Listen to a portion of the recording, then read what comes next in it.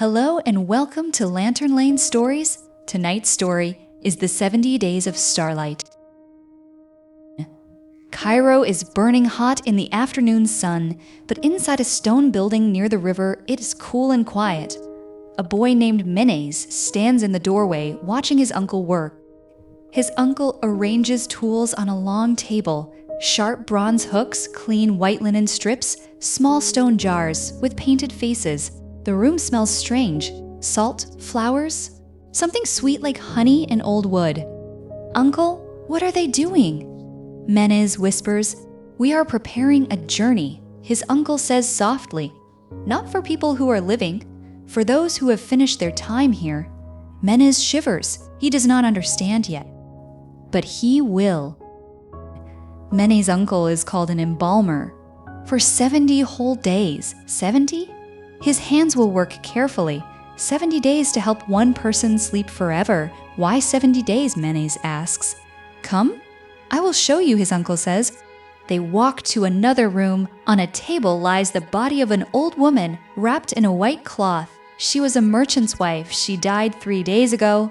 "Listen," his uncle says, sitting down beside Menes. "This body is mostly water. Water makes things rot and turn to dust. We are going to stop that. Yes, we discovered long ago if we take the water away, the body stays whole, for thousands of years even." "How do we take the water away?" Menes asks. His uncle opens a large pottery jar. Inside, white crystals.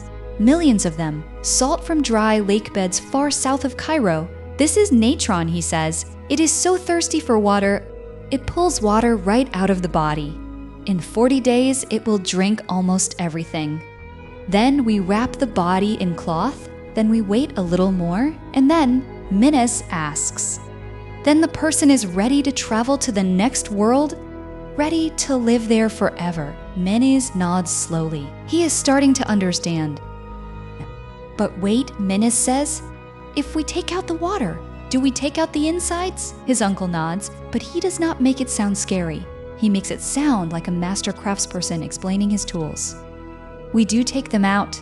The stomach, the lungs, the liver, the intestines. Without removing them, they would rot and spoil the whole body. All of them."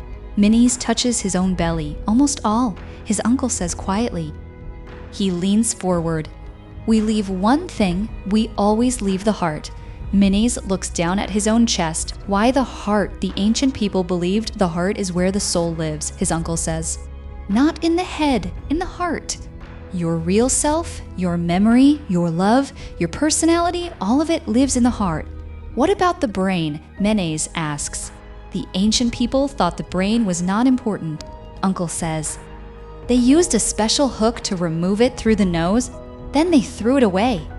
Menes makes a thoughtful face. He is not disgusted. He is thinking. "So the heart stays inside?" "Yes. Everything else goes into special stone jars, called canopic jars. But the heart stays where it is, protecting the soul." Menes touches his chest again. His heart is beating under his hand. Suddenly, he understands. This is not cruel. This is care. The next morning, the work begins. First, his uncle washes the body with water and wine, very gently, as if washing a sleeping child. Menes watches from the corner, learning everything. His uncle's hands move in a careful dance. He removes the organs one by one. His movements are steady and respectful. This is a craft, a skill passed down through the years. He places each organ into a stone jar, with a god's painted face on top to protect each part on its own journey. Then, the natron Menes and his uncle pour the white salt crystals all around the body. They cover every space, inside, outside, in all the folds. "Now we wait," his uncle says. "For 40 days, the body sits in the salt. The white crystals drink, they drink, they drink. The room stays cool and dry. No flies come, no rot happens."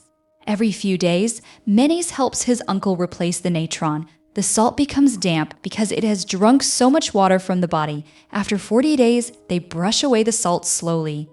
The body is different now. Light, dry. The skin is like old leather.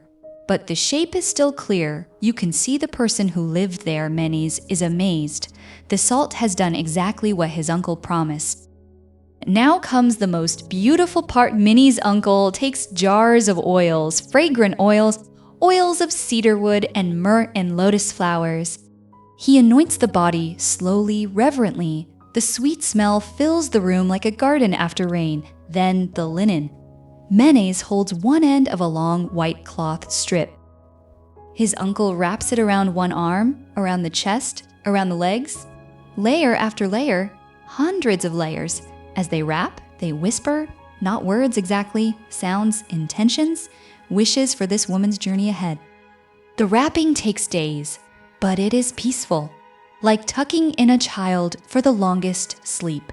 Between layers, they tuck flowers, small amulets, charms for protection.